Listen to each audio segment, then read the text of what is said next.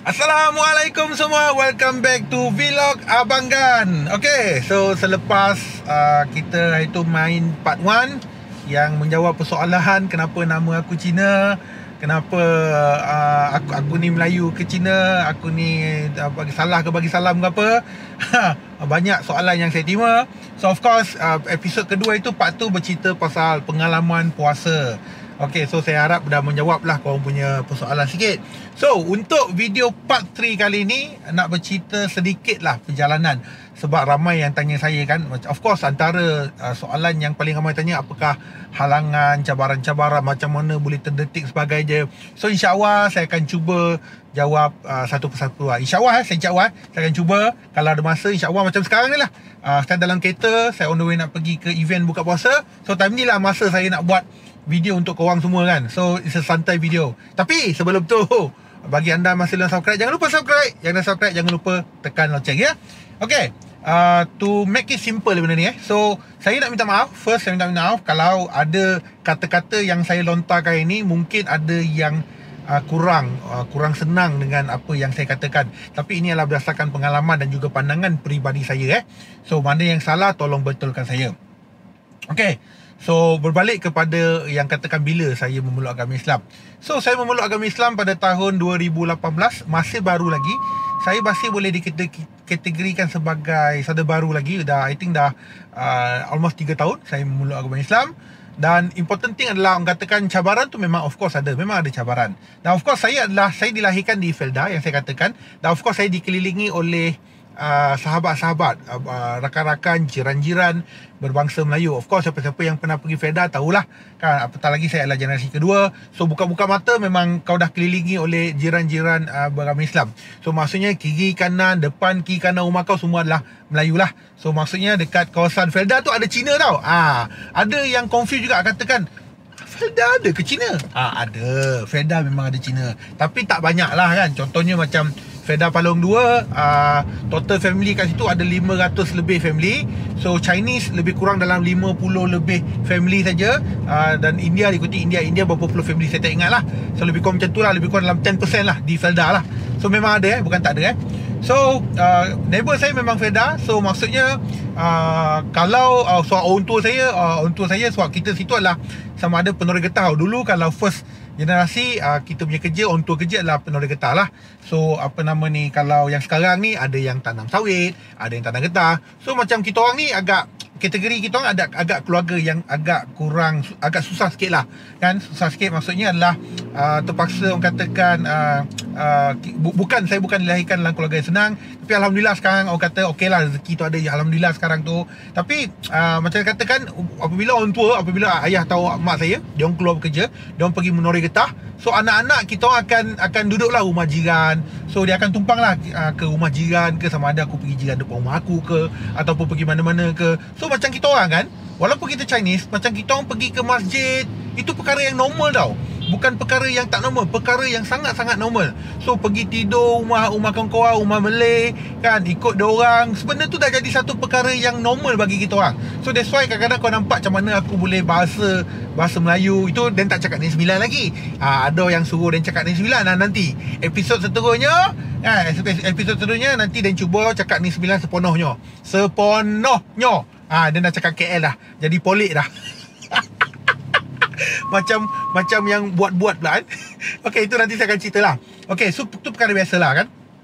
So actually untuk saya, macam saya katakan, saya dibesarkan dengan persekitaran macam tu. So dah jadi biasa untuk saya. So berbalik kepada menganut agama Islam. Saya agama Islam macam katakan tadi 2018.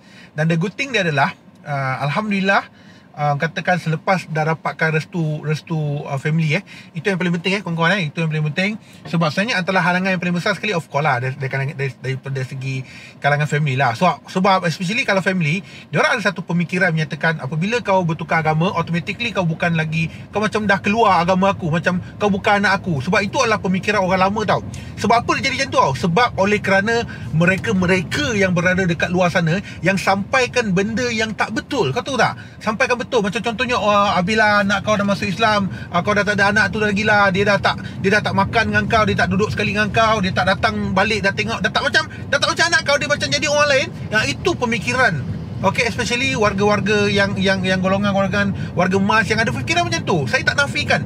Memang ada macam tu sebab mereka dijajakan dengan cerita-cerita macam tu yang tak bagus. Sepatutnya kita memberi satu mesej yang bagus untuk mereka, untuk open mindkan mereka. Benda tu sebenarnya tak complicated. Benda tu sangat-sangat mudah. Macam saya kata, kat Islam tu sangat mudah. Benda tu jangan merumitkan. Tetapi sesetengah orang yang merumitkan lagi keadaan itu yang jadi masalah, tuan-tuan dan perempuan. Okay? So berbalik kepada itu, so of course macam masa saya nak pergi memeluk agama Islam, masa saya nak pergi ucap 2 kalimah syahadah tu, saya sendiri yang saya minta minta izin mak saya. Dia katakan, okay mak, saya nak pergi ucap kalimah syahadah ni. So masa tu mak saya tak ikut lah. So of course masa saya ucap kalimah syahadah tu, saya berada dekat KL saya bekerja dekat KL. Saya kata saya nak pergi Jabatan Agama Islam ni dekat Kuala Lumpur. So dia kata okey lah. So of course macam saya akan minta restu mak saya lah kan. Lepas tu saya minta sekali tarikh dekat mak saya. Maksudnya biasanya dekat Chinese ni dia akan tengok tarikh tau. Tarikh ni bagus kan. So siapalah saya ikut yang saya kata mak saya. Mak boleh tak bagi saya satu tarikh untuk saya pergi memeluk agama Islam. So mak saya tengok tarikh, dia kata okey, ini adalah tarikh yang kau boleh pergilah kan benda tu. So aku ikut benda tu. Okey, jangan cakap syirik lah benda tu Yang itu adalah orang katakan ikut kepercayaan benda tu kan. Kau nak ikut, tak nak ikut sudah benda tu. So saya ikut, tak ada masalah. So saya yang sendiri minta izin kat mak saya. Saya sendiri yang telefon dia, saya katakan saya nak pergi memeluk agama Islam. Saya sendiri yang minta dia bagi saya tarikh. Okey, so sekian-sekian tarikh, alhamdulillah saya bawa 2 orang saksi. Lepas tu ada juga rakan-rakan sekerja saya yang nak ikut saya sekali. Alhamdulillah dengan dipermudahkan segala-galanya. Saya telah memeluk agama Islam pada Disember, tak silap saya, Disember 2018. Saya tak ingat tarikh dia, minta maaf, betul-betul saya tak ingat tarikh dia. Tapi itulah, so segala proses dipermudahkan. Alhamdulillah segala mudah diproses. Betul, memang dipermudahkan. Alhamdulillah, memang sangat-sangat dipermudahkan. So sampailah sekarang ni kan. Sekarang ni alhamdulillah dah dekat 3 tahun. Dan sekarang ni orang katakan, dia sebenarnya diorang tahu mana yang dosa, mana yang betul, mana tak betul. Diorang tahu sebenarnya. Dia tak adalah katakan, oh kau balik aku masak makanan yang tak halal untuk kau. Tak, diorang tahu benda tu. Itu saya tak cerita lagi. Boleh tak boleh makanan orang kata makanan yang tak halal, kita berkongsi satu kuali yang sama, berkongsi pinggan mangkuk sama, berkongsi sudu sama. Yang itu saya akan cerita pada episod lain. Okay, sebab yang ini juga orang banyak yang fight benda ni sebenarnya kalau boleh saya tak nak cakap, tapi ini saya akan sharekan saya punya pandangan peribadi saya sendiri. Setuju ke tidak itu terpulang kepada anda, tapi ini pandangan peribadi saya. Bukan pandangan peribadi saya saja, tetapi saya telah merujuk kepada beberapa orang yang saya anggap benda tu legit. Benda tu maknanya merujuk kepada ustaz-ustaz lah, mereka yang ada ilmu pasal agama ni, yang menasihati saya benda-benda itulah. Dan benda ni sebenarnya kalau kita kena tanya orang yang mualaf tau. Sebab hanya orang mualaf saja yang akan perasaan macam mana orang yang memeluk agama Islam, perasaan dia melalui dia. Orang yang bukan mualaf, dia mungkin tak faham dah macam mana apa yang kita lalui. Yang itu pun saya akan cerita pada video seterusnya. So kalau aku cerita dalam ni, dia akan jadi panjang. So alhamdulillah lah, orang kata dapat restu, saya dapat memeluk agama Islam katakan. Dan alhamdulillah lah benda tu. Walaupun saya dah memeluk agama Islam, saya tetap macam biasa. That's why antara sebab kenapa saya tidak menukar nama adalah sebab saya rasa ini adalah nama yang terbaik diberikan oleh ahli keluarga saya. Okay, yang membawa maksud yang baik, membawa makna yang baik, yang tidak, orang kata tidak bukanlah memberi maksud tidak baik benda tu. So saya kekalkan nama. Kenapa saya kekalkan nama benda tu? Sebab itu tujuan itulah. Ini nama yang diberikan oleh parents saya sebaik saya dilahirkan, dan dia kekal sehingga kini sampai bila-bila.